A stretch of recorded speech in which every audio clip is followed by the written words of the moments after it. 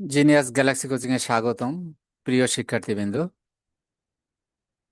আমরা পূর্বের ধারাবাহিকতায় অ্যাকাউন্টিং ক্লাস 9-10 এর সিলেবাসের তৃতীয় চ্যাপ্টার দুতরফা দাখিলা পদ্ধতি, ইংরেজিতে যেটাকে আমরা বলি ডাবল এন্ট্রি সিস্টেম, সেটা নিয়ে আমরা কথা বলবো। আশা করি আমাদের পূর্ববর্তী ভিডিওগুলো তোমাদের ভালো লেগেছে। যদি ভালো লেগে থাকে তাহলে তোমরা সাবস্ক্রাইব করবো আমার চ্যানেলটা এবং লাইক শেয়ার দিয়ে আমার চ্যানেলটাকে, আমার এই চেষ্টাটাকে তোমরা সহযোগিতা করবা, এটুকু আশা রাখি। তো এখন আমরা চলে যাই আজকে আমাদের আলোচ্য সূচিতে।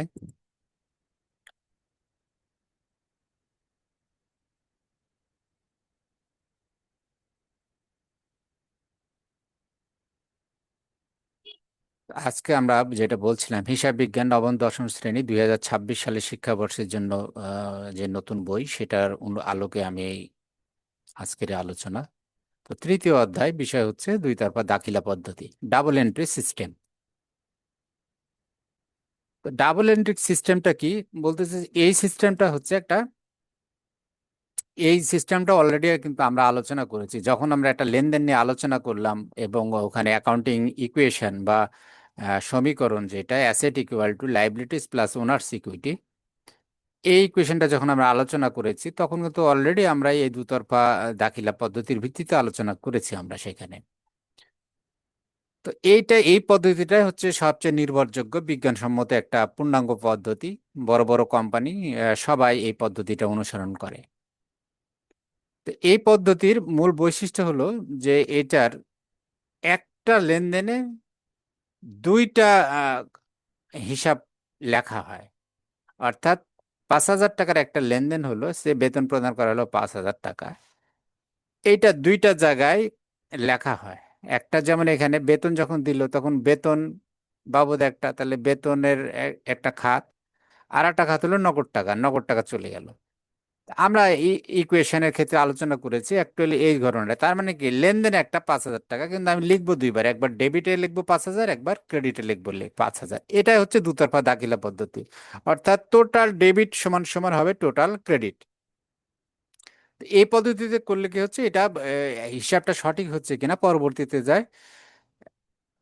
আমাদের হিসাব রাখার যে প্রকৃত উদ্দেশ্যটা কি, যে আমার একটা সময়, নির্দিষ্ট সময় শেষে লাভ হচ্ছে না লস হচ্ছে, এবং কত লাভ হলো কত ক্ষতি হলো এটা আমাকে জানা, এবং একটা নির্দিষ্ট তারিখে আমার একটা ব্যবসায় টোটাল সম্পদ কত টাকার আছে, এবং তার বিপরীতে মালিকের কাছ থেকে কত টাকা আমরা পেয়েছি, মালিকের কন্ট্রিবিউশনটা, মালিকের অংশগ্রহণটা কতটুকু আছে, এবং কতটুকু অন্যান্য দায় দেনা থেকে আসছে, অন্যান্য দায় দেনা আছে, যেটা আমরা অ্যাকাউন্টিং ইকুয়েশনের মধ্যে দেখেছিলাম আর কি। তাহলে এই ডাবল এন্ট্রি সিস্টেম কিছুই না, ডেবিট এবং ক্রেডিট লেখা একটা ট্রানজাকশনের বিপরীতে, একটা লেনদেনের বিপরীতে দুইটা ভাগে ভাগ করে লেখা, এই ভাগ করে লেখার পদ্ধতিটা হচ্ছে ডাবল এন্ট্রি সিস্টেম।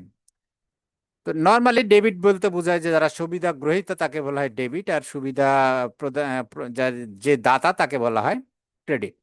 তো ডেট অর ক্রেডিট, আমরা আসলে এটাকে অন্যভাবে ব্যাখ্যা করবো একটু পরের দিকে যাতে আমরা বুঝতে পারি। তো এর আগে আমরা প্রথম চ্যাপ্টার আলোচনার সময় বলেছিলাম যে আধুনিক হিসাব বিজ্ঞানের জনক বলা হয় গণিতবিদ, ইতালির গণিতবিদ লুকা প্যাসিলিও। 1494 খ্রিস্টাব্দে উনি একটা বই লিখেছিলেন, সেটা আমরা পূর্বে আলোচনা করেছি, যেখানে উনি এই এই দ্বৈত সত্তার ধারণাটা নিয়ে আসছিলেন, এবং উনি এটা প্রবর্তন করেন যে এটার মূল কি, যে ডেবিট এবং ক্রেডিট অ্যামাউন্টটা সবসময় সমান হবে। এই যে দ্বৈত সত্তা, এইটাই হচ্ছে দুতরফা দাখিলা পদ্ধতি। যেমন এখানে একটা উদাহরণ এখানে দেওয়া হচ্ছে যে অফিস কর্মচারীকে বেতন প্রদান করা হলো 5,000 টাকা। তাহলে এই লেনদেনটিকে হিসাব বইতে দুতরফা দাখিলা পদ্ধতি অনুসারে লিপিবদ্ধ করতে হলে প্রথমে এর মধ্যস্থিত দুটি পক্ষ নির্ধারণ করতে হবে। এখানে দুইটা পক্ষ কি, একটা পক্ষ হচ্ছে বেতন, আর একটা হচ্ছে নগদ টাকা। কি দেওয়া হলো, নগদ টাকা দেওয়া হলো। কিন্তু এখানে মজার ব্যাপার, এখানে বুঝতে হবে যে আমরা তো কিন্তু এই অফিস কর্মচারী এটাকে কোনো পক্ষ ধরতেছি না, কারণ আমরা বেতন দিলাম কর্মচারীকে তো দিব, ঠিক আছে, কিন্তু আমার হিসাবটা আসলে কি, কি বাবদ দিলাম আমি টাকাটা, বেতন বাবদ। তাহলে বেতন একটা হিসাব, আর কি দিলাম, নগদ টাকা দিলাম, নগদান একটা হিসাব। তাহলে দুইটা হিসাব এখানে জড়িত। যদিও অ্যাকাউন্টিং ইকুয়েশন এর এর প্রভাবটা আমরা কিভাবে ছিল এবং বাস্তবে আমরা আসলে কিভাবে করি, কেন করি, এটা নিয়ে আমি এখনই আলোচনা করব। তাহলে এখানে কি, বেতন যেহেতু বৃদ্ধি পেল, বেতনের হিসাবের খরচটা, ব্যয়টা বৃদ্ধি পেল, এই জন্য বেতনটা ডেবিট হলো, আর নগদ টাকা সম্পদ কমে গেল, এই জন্য ক্রেডিট হলো। তাহলে ডেবিটের ঘরে হবে বেতন বাবদ 5,000 টাকার, ক্রেডিটের হবে নগদান হিসাব 5,000 টাকা। এটা কেন হবে, এটা এখনই আমরা ডিটেলসটা বুঝতে পারবো। আমরা যদি একটু এই অ্যাকাউন্টিং ইকুয়েশনটার দিকে একটু খেয়াল করি, তাহলে assets equal to liabilities plus owners equity, এটা ছিল আমাদের মূল ইকুয়েশন। এরপরে এই ওনার্স ইকুইটিকে যদি আমরা একটু বিস্তারিত করি, তাহলে অ্যাসেট লাইবিলিটিস ঠিক থাকলো, ওনার্স ইকুইটি সমান এর সাথে কি কি অ্যাডজাস্ট হয়, বলছে এর সাথে রেভিনিউ যোগ হয়। অর্থাৎ যদি কোনো আয় হয়, আয় হলে মালিকের টাকা, আয় কে পাবে, আলটিমেটলি মালিক পাবে, এই জন্য মালিকের টাকা বৃদ্ধি পায়, এই জন্য প্লাস প্লাস হচ্ছে রেভিনিউ, এই ওনার্স ইকুইটির সাথে এটা প্লাস হয়। আচ্ছা, এইটাকে আমরা একটু ব্র্যাকেটের মধ্যে লিখে রাখি, তাহলে পরে আরো সুবিধা হবে নি। হ্যাঁ, এই গোটা পোর্শনটা একটু মালিকের সাথে জড়িত।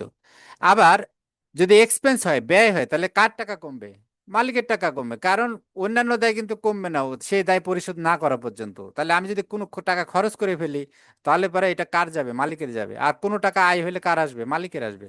এই জন্য প্লাস প্লাস রেভিনিউ হলে ওনার সিকিউরিটির সাথে প্লাস হয়, আর এক্সপেন্স হলে ওনার সিকিউরিটির সাথে মাইনাস হয়। আবার ড্রয়িংস, ড্রয়িংস হলো মানে মালিক টাকা নিল, তাহলে ড্রয়িংস যদি হয় তাহলে পরে তখন কি হবে, মাইনাস হবে মালিকের টাকাতে। ঠিক ওনার নতুন ক্যাপিটাল দিলে সেটা আবার কিন্তু প্লাস হবে, ক্যাপিটাল নতুন আসলে সেটা প্লাস হবে। যেমন এখানে আমরা কয়েকটা এখানে একটা লেনদেন আমরা দেখেছি হিসাবের সুবিধাতে বোঝানোর জন্য। যেমন প্রথম অবস্থায় একটা লেনদেন আমরা ধরলাম যে ফার্স্ট লেনদেনে 1,00,000 টাকা দিয়ে ব্যবসা শুরু করলো। তো যখন 1,00,000 টাকা দিয়ে মালিক ব্যবসা শুরু করলো, তাহলে ক্যাশ টাকা, নগদ টাকা 1,00,000 ব্যবসাতে আসলো, এই জন্য নগদ বাড়লো 1,00,000 টাকা।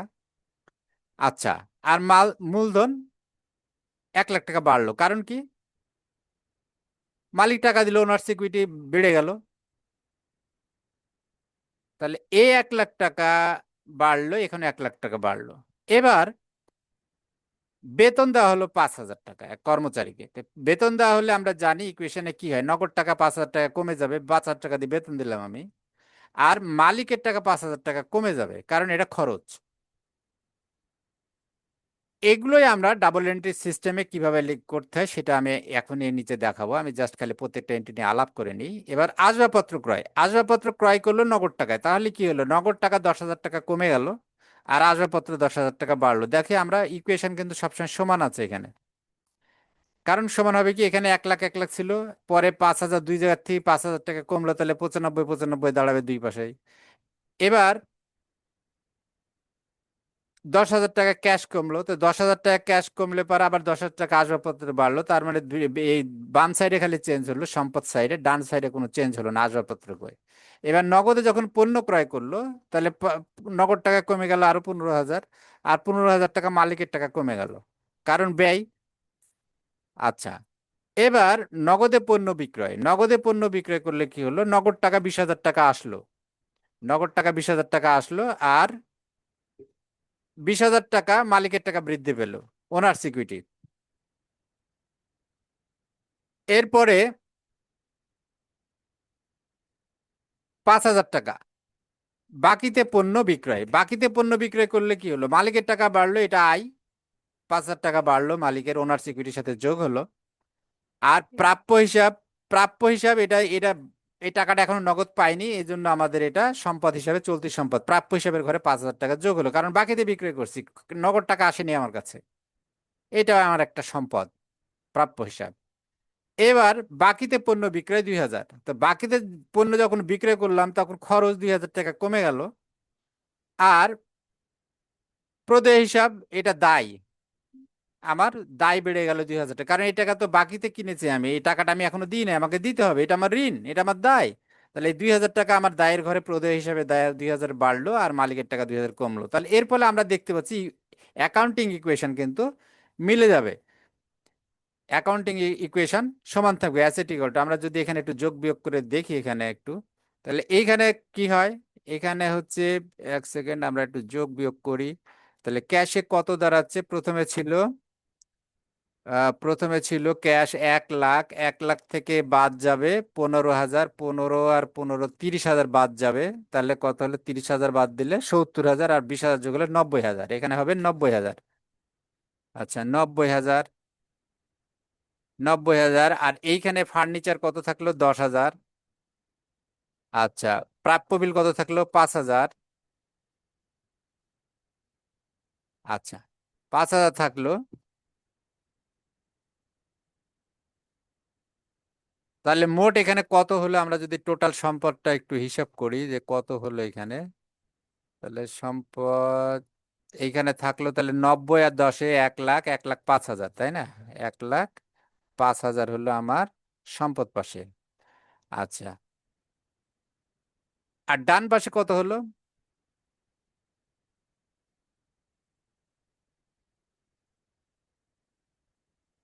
সরি।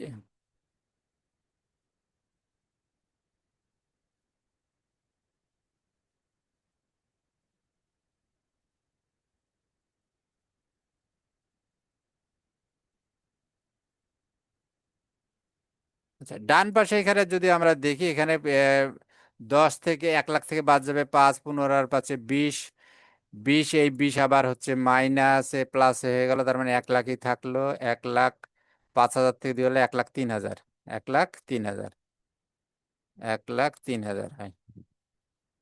আর এখানে থাকলো 2,000, 2,000। সরি, এটা উপরের লাইনে দিয়ে তাহলে সবচেয়ে ভালো।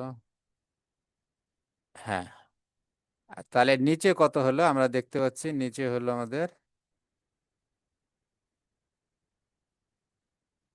মার্সেল, এখানে থাকলো 2,000 দায়ের ঘরে থাকলো, 2,000 দায়ে,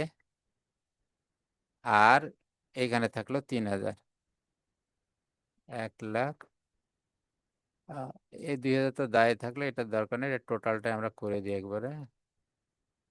তাহলে টোটাল কত দাঁড়ালো আমাদের? টোটাল দাঁড়ালো 1,05,000 এখানেও, 1,05,000, 1,05,000। অর্থাৎ আমরা যদি দেখি অ্যাকাউন্টিং ইকুয়েশনটা কিভাবে মিললো, আমরা ইজিলি দেখতে পাচ্ছি এখানে যে কিভাবে মিলে গেল এখানে।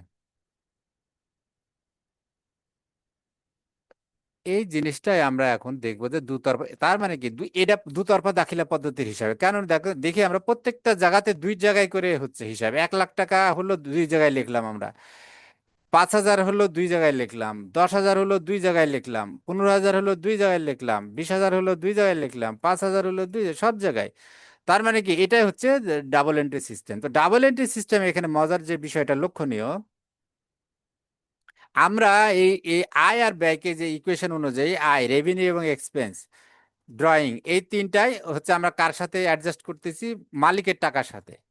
কিন্তু আমরা বাস্তবে যখন হিসাব করি তখন কিন্তু মালিকের টাকার সাথে প্রতিবার আমরা সমন্বয় করি না। এটা কি করি? যেই খাতে খরচটা হচ্ছে ওই খাতটাই আমরা লিখে রাখি। বছর শেষে যখন হিসাব করি আমরা এই মালিকের টাকা থেকে, যেমন বেতন আমি এখানে 5,000 টাকা মাইনাস করলাম, তো আমি আবার যদি আগামী মাসে বেতন দিই, 1 বছর ধরে কথার কথা আমার 12 মাসে, তাহলে 12টা বেতন হবে। তাহলে আমি 12 বারই এই বেতন 5,000 5,000 করে বিয়োগ করবো তা কিন্তু না। আমি করব কি, বেতনের জন্য আলাদা একটা হিসাব খুলে রাখবো, যেখানে এই বেতনগুলো প্রতি মাসেরটা জমা হবে। এই মাসে 5,000 দিলাম, হয়তো পরবর্তী মাসে যা 6,000 দিছি, তাহলে 5 আর 6 11,000 হলো।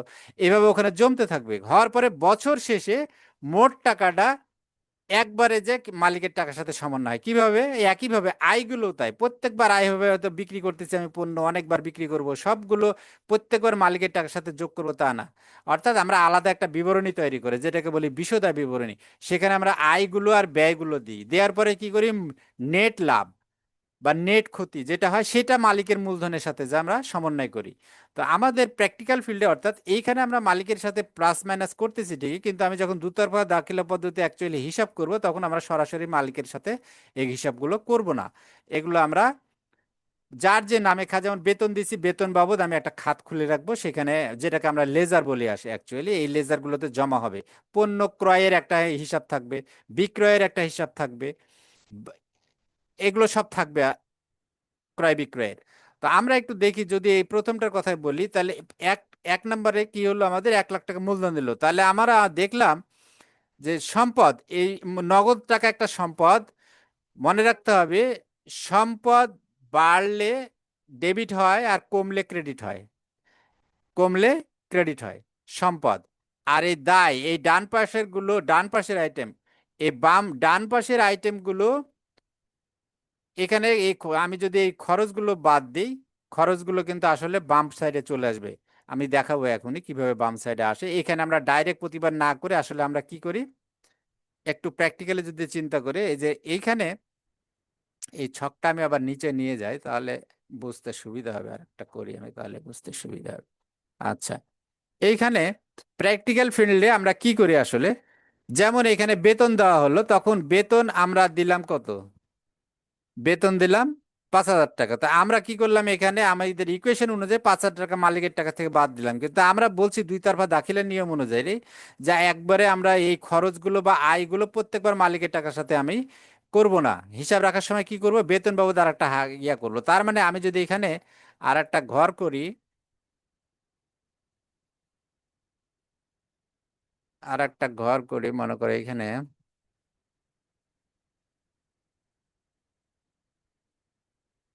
ইনসার্ট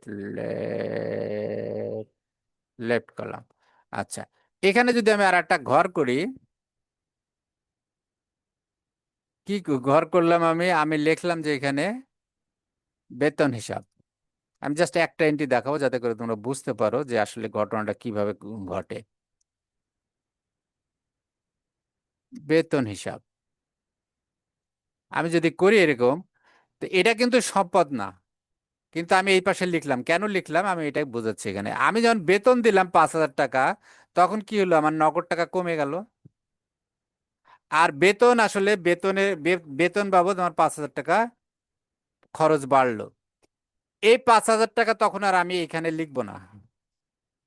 এখনো কিন্তু ইকুয়েশন সমান থাকলো। এবার কি হলো, এই পাশে 1 লাখ ছিল মালিকের টাকা, এখন 1 লাখই থাকলো। এই পর্যন্ত যদি আমি ধরি, নিচের গুলো যদি আমি চিন্তা না করি, নিচের গুলো খালি আমি এই প্রথম দুইটা নিয়ে এখন কথা বলতেছি। তার মানে কি, 1 লাখ টাকা আমি প্রথমে মালিক দিল, নগদ টাকা আসলো, আমি নগদ টাকা বাড়লো, আমি এটাকে ডেবিট করলাম, মূলধন বাড়লো, এটাকে ক্রেডিট করলাম, মূলধন বাড়লো। 5,000 টাকা যখন বেতন দিলাম, তখন আমি কি করলাম, আমার নগদ টাকা 5,000 টাকা কমে গেল, এবং বেতন হিসাবে 5,000 টাকা আমি জমা রাখবো। এটা কেন জমা রাখবো, এটা বছর শেষে যে আমরা এই মালিকের টাকার সাথে আমরা সমন্বয় করব, তখন যায় এই বেতন, এই খরচগুলো আর আয়গুলো।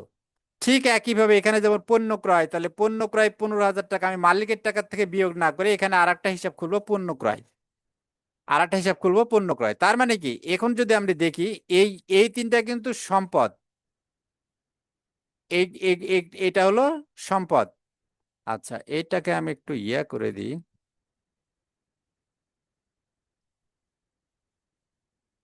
সরি। আচ্ছা, এই এটা কিন্তু আমার আসলে খরচ,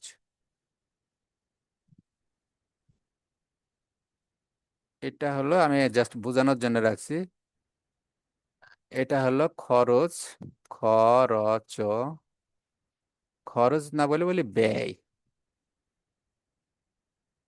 ব্যয়, ব্যয়। এখানে কি দিলাম, এটা এটা দিলাম বেতন, বেতন। তাহলে বেতন বাবদ দিলাম এখানে কত, আমি 5,000 টাকা।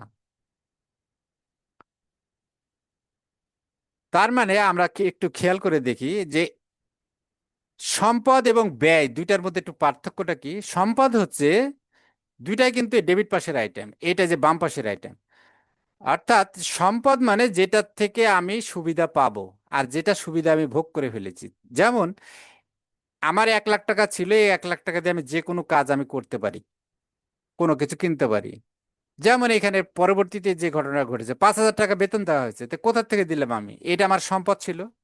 সম্পদ মানে যেটা এখনো সুবিধা পাবো আমি, তাহলে 1 লাখ টাকা সুবিধা আমি পেতাম, এখান থেকে 5,000 টাকা বেতন দিয়ে দিলাম। তার মানে এখন আমি কিন্তু আমার আর সম্পদ 5,000 টাকা কমে গেল। তাহলে কি বেড়ে গেল, 5,000 টাকা খরচ। তার মানে কি, দুটায় বাড়লে এই নগদ টাকা, এটা সম্পদ আর এটা হলো বেতন। তার মানে কি, এখানে এখানে বেতনটা বাড়লো আর এখানে নগদ টাকা কমলো।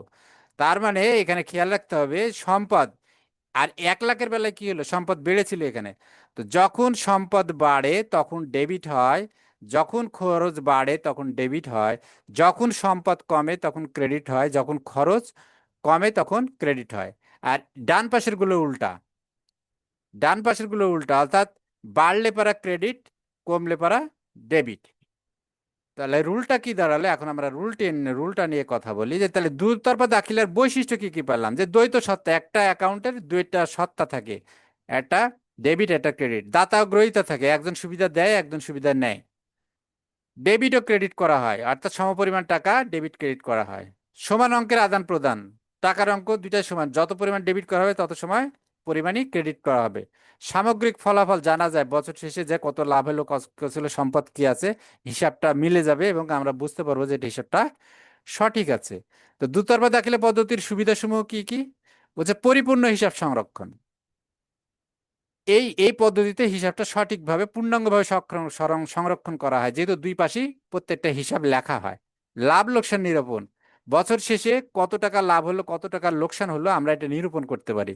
গাণিতিক শুদ্ধতা যাচাই, অর্থাৎ সমান ডেবিট ইকুয়াল টু সমান ক্রেডিট, হিসাবে এই প্রক্রিয়ার মধ্যে কোথাও যদি আমরা ভুল লিখে ফেলি, ডেবিটের জায়গায় ক্রেডিট অথবা ক্রেডিটের জায়গায় ডেবিট, অথবা টাকার অঙ্ক এক পাশে কম লিখলাম আর এক পাশে বেশি লিখলাম, এটা যা ধরা পড়বে, তাহলে এটা গাণিতিক শুদ্ধতা, অর্থাৎ এটা যে সঠিক আছে কি সঠিক নাই গাণিতিকভাবে।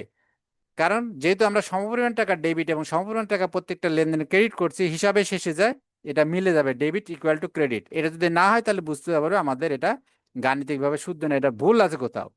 আর্থিক অবস্থা নিরূপণ, এই পদ্ধতিতে যে আমরা একটা প্রত্যেকটা পিরিয়ডের শেষে একটা দিনের শেষে যে আমরা বলতে পারবো আমার কত সম্পদ আছে কত দায় আছে আর মালিক কত টাকা পাবে।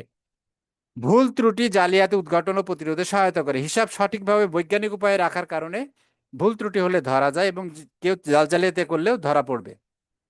ব্যয় নিয়ন্ত্রণ, যেহেতু প্রত্যেকটা হিসাবের আলাদা আলাদা হিসাব রাখা হয়, তাদের প্রত্যেকটা ব্যালেন্স আমরা জানতে পারি, যেমন বেতন বছরে কত টাকা দিলাম, আমি টোটাল বেতনে কত টাকার ক্রয় করেছি সারা বছরে, কত টাকায় বিক্রয় করেছি, কত টাকার কারেন্ট বিল দিয়েছি, প্রত্যেকটা খাতা আলাদা আলাদা থাকে।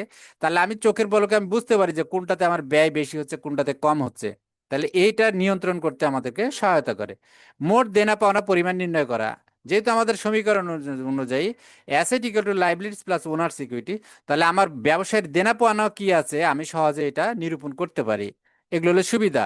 সঠিক কর নির্ধারণ, অর্থাৎ সঠিকভাবে হিসাব রাখলে সরকার যে আয় যে নিয়ম করেছে আয়করের উপরে, এটা সঠিকভাবে নির্ধারণ করা যায়। যদিও আমাদের দেশে ব্যবসায়ীরা করে কি 3-4 প্রকার হিসাব রাখে, অর্থাৎ সঠিক ট্যাক্স একরকম ভাবে রাখে, ট্যাক্স ফাঁকি দেওয়ার জন্য আর এক রকম ভাবে করে।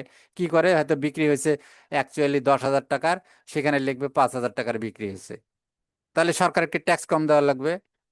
এটাতে তার অ্যাকাউন্টিং সিস্টেমের দোষ না, আমি 10,000 টাকা বিক্রি করলাম, আমি লিখলাম 5,000 টাকা বিক্রি করছি, তাহলে 5,000 টাকা হিসাবে আসবে, লাভ যা 5,000 টাকার কম হবে, ট্যাক্স কম দেওয়া লাগবে। এই জন্য অনেকেই যারা করাপ্টেড ব্যবসায়ী, দুষ্ট প্রকৃতি, তারা করে কি সরকারের ট্যাক্স ফাঁকি দেওয়ার জন্য ডাবল সেট অ্যাকাউন্টিং করে, ট্যাক্সে একটা রকম দেওয়ার জন্য আর নিজের অ্যাকচুয়ালটা জানার জন্য।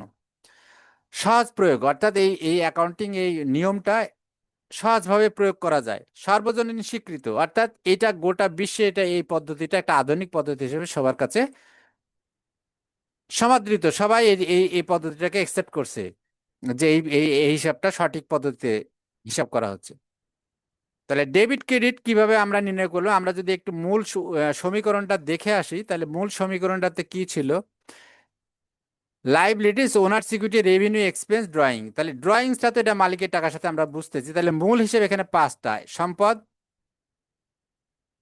দায়, মূলধন, ওনার মূলধন, আয়, ব্যয়। এইখানে আমরা এটার উপরে আমরা এই আলোকপাতটা আমরা করব, এই 5টা জিনিসের নিয়মগুলো। তার মানে কি, সম্পদ, তাহলে নিয়ম কি, ডেবিট কোনটা হবে ক্রেডিট কোনটা হবে, আমি এর আগে বলেছি যে সম্পদ বাড়লে হবে ডেবিট, কমলে হবে ক্রেডিট কোনো ঘটনার কারণে। যেমন আমি নগদ টাকায় বিক্রি করলাম, তাহলে নগদ টাকা আমার কাছে আসলো, নগদ টাকা বেড়ে গেল, তাহলে নগদান হিসাবে এখানে হবে ডেবিট। আচ্ছা, আর বিক্রিটা কি আমার আয়, তাহলে আয় বাড়লে ক্রেডিট হয়, তাহলে বিক্রিটা একটা ডেবিট হলে আর একটা ক্রেডিট হবে, দুইটাই ডেবিট বা দুইটাই ক্রেডিট কখনো হবে না, সব সময় একটা ডেবিট একটা ক্রেডিট, একটা ট্রানজাকশনের দুইটা পক্ষ থাকবে, ডেবিট থাকবে ক্রেডিট থাকবে, কিন্তু দুইটাই ডেবিট বা দুইটাই ক্রেডিট এরকম হবে না, সব সময় একটা ডেবিট একটা ক্রেডিট। তাহলে আমরা প্রথম কথা হলো যে সম্পদ যদি বৃদ্ধি পায় তাহলে হবে ডেবিট, আর কমলে হবে ক্রেডিট। আচ্ছা, ব্যয়, সম্পদ আর ব্যয় আমরা বলেছি যে দুইটা ডেবিট পাশের আইটেম। আমি এর আগে দেখালাম যে বেতন দিলাম, বেতনকে আমি ডাইরেক্ট মালিকের থেকে না বাদ দিয়ে আমি এই সম্পদ থেকে কমাই দিয়ে বেতন খরচটা আমি আলাদা জায়গায় লিখে রাখলাম বাম সাইডেই, তাহলে আমার ইকুয়েশনটা মিলে গেল। তার মানে কি দুইটাই একই ধরনের বৈশিষ্ট্য ইয়ে করে, ব্যয় বাড়লে হবে ডেবিট, কমলে হবে ক্রেডিট। দায়, দায়টা ক্রেডিট পাশের আইটেম। ইকুয়েশনটা যদি আমরা খেয়াল করি, সম্পদটা ছিল বাম পাশে, ব্যয়ও কিন্তু বাম পাশে, মাইনাস আইটেম যেহেতু। আর এগুলোর সব ক্রেডিট, দায়, মূলধন, আয়, এগুলো সবগুলো ক্রেডিট পাশের আইটেম। তো এগুলো বাড়লে হবে ক্রেডিট। আমরা যদি দেখি দায়, দায় বৃদ্ধি পারলে ক্রেডিট হবে আর কমলে হবে ডেবিট। মূলধন বৃদ্ধি পেলে ক্রেডিট হবে আর কমলে হবে ডেবিট। রেভিনিউ বৃদ্ধি পেলে ক্রেডিট হবে আর কমলে হবে ডেবিট। ব্যয় বৃদ্ধি পেলে ডেবিট, কমলে ক্রেডিট। এটাই ছিল আসলে দুতরফা দাখিলা পদ্ধতির মেন রুল। তাহলে আমাদেরকে মনে রাখতে হবে যে একটা লেনদেনের দুইটা পক্ষ থাকে, একটা ডেবিট হয় একটা ক্রেডিট হয়। তার মানে একটা লেনদেনের মধ্যে দুইটা হিসাব থাকে, দুইটা হিসাব থাকে, দুইটা হিসাবের অস্তিত্ব থাকে। যেমন এখানে আমরা বলে আসলাম, একটু আবার আমরা এই ইকুয়েশনটাতে উপরের দিকে যাই। এখানে যেমন মূলধন যখন আসলো নতুন ব্যবসায়, একটা ঘটনা, 1 লাখ টাকার মূলধন আসলো, তাহলে এখানে দুইটা পক্ষ আছে, একটা নগদ টাকা একটা মূলধন। তাহলে মূলধন যেহেতু বৃদ্ধি পাচ্ছে তাহলে মূলধন হবে ক্রেডিট, আর নগদ টাকায় সম্পদ বৃদ্ধি পেলেও তাহলে সম্পদ হবে ডেবিট। বেতন দেওয়া হলো 5,000 টাকা, তাহলে বেতন কি খরচ, তাহলে বেতন বাড়লো খরচের হিসাবে, তাহলে বেতন হবে 5,000 টাকার ডেবিট, আর নগদ টাকা কমে গেল, সম্পদ 5,000 টাকা ডেবিট। আসবাবপত্র কেনা হলো, তাহলে আসবাবপত্র একটা সম্পদ বেড়ে গেল, তাহলে আসবাবপত্র হবে এখানে ডেবিট, আর নগদান হিসাব নগদ টাকা 10,000 টাকা ক্রেডিট, এটা কমে গেল। নগদে পণ্য ক্রয়, পণ্য ক্রয়, তাহলে ক্রয় হিসাব, এখানে এখানে আমরা ডাইরেক্ট মালিকের টাকা থেকে এটা বাদ দেবো না। আমি বলেছি যে ব্যয় আর আয়গুলো আলাদাভাবে হিসাব হবে, বছর শেষে যায়। তাহলে এখানে লেনদেনটা কি হবে, দুইটা পক্ষ দুইটা অ্যাকাউন্ট, তাহলে একটা নগদ, নগদ টাকায় পণ্য কিনছি মানে নগদ টাকা কমে গেল 15,000 টাকা, সম্পদ কমে গেল নগদ টাকা, তাহলে এটা ক্রেডিট হলো। ক্রেডিট মানে মাইনাস, সম্পদ ক্রেডিট। আর নগদ টাকা পণ্য ক্রয়, এটা খরচ বেড়ে গেল, তাহলে 15,000 টাকা ডেবিট হবে, তাহলে 15,000 ডেবিট পণ্য ক্রয়, আর নগদ হিসাব ক্রেডিট 15,000 টাকা। এবার নগদে পণ্য বিক্রয়, তার মানে কি নগদ টাকা আমার কাছে আসলো, সম্পদ বেড়ে গেল নগদ টাকা, তাহলে নগদান হিসাব ডেবিট হবে 20,000, আর পণ্য বিক্রয় হিসাব, বিক্রয় হিসাব হবে 20,000 টাকা ক্রেডিট, কারণ এটা আয়, আয় বাড়লে ক্রেডিট হয়। আচ্ছা, এরপরে বাকিতে পণ্য বিক্রয়, তাহলে বাকিতে পণ্য বিক্রয় করলে কি হলো, আমার সম্পদ বাড়লো। কি সম্পদ, প্রাপ্য হিসাব, আমি নগদ টাকা পাই নাই, আমি প্রাপ্য হিসাব, আমি টাকাটা পাবো পরে, এটা আমার সম্পদ, তাহলে এটা বাড়লো, সম্পদ বাড়লো, এই জন্য ডেবিট হলো 5,000 টাকা। আর এদিকে আবার ক্রেডিট হলো 5,000 টাকা, কারণ কি, কারণ হলো 5,000 টাকা বাকিতে পণ্য বিক্রয় করছি, এটা আমার আয়, আয় বাড়লে ক্রেডিট হয়। আচ্ছা, পরে বাকিতে পণ্য ক্রয়, পণ্য ক্রয় তাহলে খরচ, তাহলে ক্রয় হিসাব হবে ডেবিট 2,000 টাকা। আর বাকিতে পণ্য ক্রয় করেছি মানে আমার দায় বেড়ে গেছে, প্রদেয় হিসাব, প্রদেয় হিসাব বাড়লো, এই জন্য এটা ক্রেডিট হলো। দায় বাড়লে ক্রেডিট হয়, আর ব্যয় বাড়লে ডেবিট হয়, তাহলে এই পণ্য ক্রয় হবে ডেবিট 2,000 টাকা। যদি নগদে কিনতাম তাহলে আমার কিন্তু ক্যাশ হতো, এখানে ক্রেডিট, যেহেতু বাকিতে কিনেছি আমার দায় বেড়ে গেছে, এই জন্য দায় হয়েছে ক্রেডিট। আচ্ছা, এই ছিল আমাদের দুতরফা দাখিলা পদ্ধতি। এরপরে আমরা একটা প্র্যাকটিক্যালি, এর পরের পর্বে আমরা আলোচনা করব একটা প্র্যাকটিক্যালি বইয়ের একটা এক্সাম, একটা এক্সারসাইজ নিয়ে। আশা করি তোমরা সেটা দেখবে, এবং আমার এই আলোচনা যদি তোমাদের উপকারে এসে থাকে তাহলে আমি নিজেকে ধন্য মনে করব। Thank you for watching this video. তোমাদের মধ্যে যারা আহ, তোমাদের মধ্যে যারা যদি কেউ অ্যাকাউন্টিং এর ক্লাস সরাসরি করতে চাও আমার কাছে, অনলাইনে লাইভ, অথবা যদি তোমরা রাজশাহী বা বগুড়া কেন্দ্রিক হও তাহলে পরা আমি ক্লাস নিতে পারবো ফিজিক্যালি। তো থ্যাংক ইউ ভেরি মাচ এটা দেখার জন্য। আশা করি আমার এই আলোচনা তোমাদের কাজে আসবে, এবং তোমরা যদি মনোযোগ দিয়ে ভিডিওটা শোনো তাহলে এবং বোঝার চেষ্টা করো, তাহলে তোমরা অ্যাকাউন্টিং সম্বন্ধে প্রকৃত ধারণা পাবে। এবং এটা হচ্ছে বেজ, আসলে তুমি একটা ট্রানজাকশন চিনতে পারার, তার হিসাবগুলো যদি আইডেন্টিফাই করা কোনটা ডেবিট কোনটা ক্রেডিট, এটা যদি তুমি বুঝতে পারো, পরবর্তী ধাপগুলো খুব ইজি হয়ে যায়। পরবর্তীতে কিন্তু আর কিছুই না, পরবর্তী জিনিসগুলো কিভাবে একটা পর একটা সাজাতে হয় এই প্রক্রিয়া। কিন্তু মেন যে ভিতরের যে র ম্যাটেরিয়াল, যে ফাউন্ডেশন, সেটা হলো অ্যাকাউন্টিং ইকুয়েশন এবং এই তোমার ডেবিট কোনটা ক্রেডিট কোনটা খাতগুলো সঠিকভাবে আইডেন্টিফাই করা, বুঝতে পারা, চিনতে পারা। তো আশা করি তোমরা এটা উপকার পাবে এবং তোমাদের পরীক্ষা অনেক ভালো হবে। যদি কিন্তু প্র্যাকটিস করতে হবে তোমাদেরকে বেশি বেশি, অ্যাকাউন্টিং এ যদি ফুল মার্কস পেতে চাও তোমরা, তোমাদেরকে প্র্যাকটিস করতে হবে। কারণ বড় বড় অঙ্ক আছে, এটা যদি প্র্যাকটিস না করো পরীক্ষার সময় যা তুমি মিলাতে পারবে না। এক জায়গায় ভুল হলে আর অঙ্কটা মিলবে না। কারণ এটা একটা আমরা বলছি যে ডেবিট ক্রেডিট লাস্টে, যে আমরা যখন আমার আলোচনার মধ্যে দেওয়া আছে, দেখবে 10 নম্বর চ্যাপ্টারে ফাইন্যান্সিয়াল স্টেটমেন্ট এবং ব্যালেন্স শিট বা আর্থিক অবস্থা বিবরণী যখন যা করি আমরা, তখন দুই পাশটা মিলে যায়। কেন মিলে? যে এই কারণ এটাই আমরা যেটা আলোচনা করলাম আজকে। কারণ একটা লেনদেনের আমরা ডেবিটও করি ক্রেডিটও করি, দুই পাশে যেহেতু লিখতেছি, তাহলে সেদিকে যাও, ওখানে যাও, মিলে যাবে আমাদের। তো থ্যাংক ইউ তোমাদের শোনার জন্য। হোপফুলি তোমাদের সাথে আবার দেখা হবে। আল্লাহ হাফেজ।